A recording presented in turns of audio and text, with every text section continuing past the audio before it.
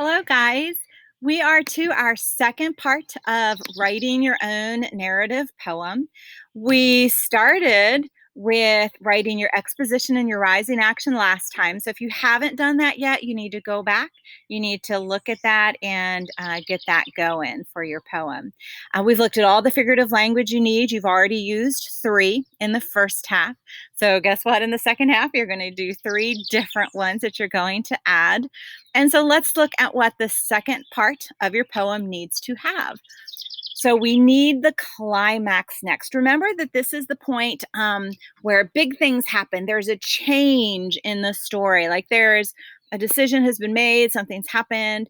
It's really exciting. Like this is the big moment. So in Casey at the bat, it says, the sneer is gone from Casey's lip, his teeth are clenched in hate. He pounds with cruel violence, his bat upon the plate.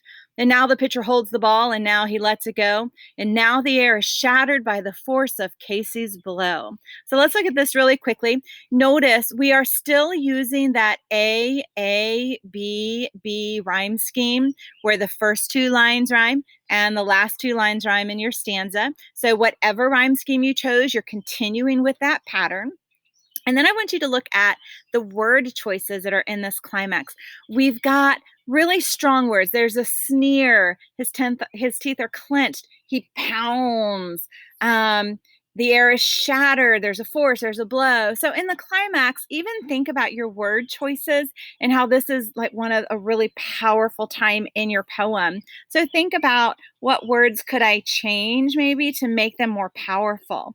And so the climax was that Casey finally swung the bat. So what happens next should be our falling action. Oh, there go my puppies. The falling action, it says, oh, somewhere in this favored land, the sun is shining bright. The band is playing somewhere, and somewhere hearts are light.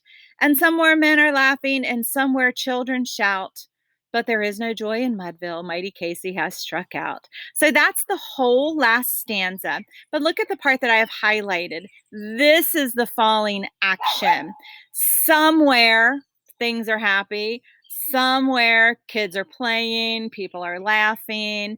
It's giving us that falling action. So somewhere this is happening. We've got that falling action. Remember, it can be super short. Falling action, there's not a lot to it. Rising action, lots and lots and lots. Falling action, not a whole lot. And then you get to the resolution. So same stanza, and now the last line, but there is no joy in Mudville. Mighty Casey has struck out. 1 line for the resolution. That's all it is. But I know exactly what has happened. Casey has struck out. Everyone is sad. End of story. So that's what we do with our resolution. We need to finish the story, make it sound like an ending. So your job, go back into Google Classroom number 50. If you turned it in, unsubmit it, and then finish your poem. You have the climax, the falling action, and the resolution to do. Continue with your quatrains, same rhyme scheme, and now at least 3 different figurative languages in this last part. I have that list for you. It's in number 50 to help you. Highlight them, label them so I know what they are. That will help me to look in grading. And then what I'd really love for you to do is put a link to your poem in the comments section in Google Classroom so others can enjoy your poem. Poetry is made to be read out loud. Take time to read them. If it's super private, and you don't want to share it with a class, that is perfectly fine. Sometimes poetry is very personal, especially if you did your own story, something that was real and you don't want to share that. That's okay. You don't have to. All right. Good luck. Do your best with it. I can't wait to read your poems, guys.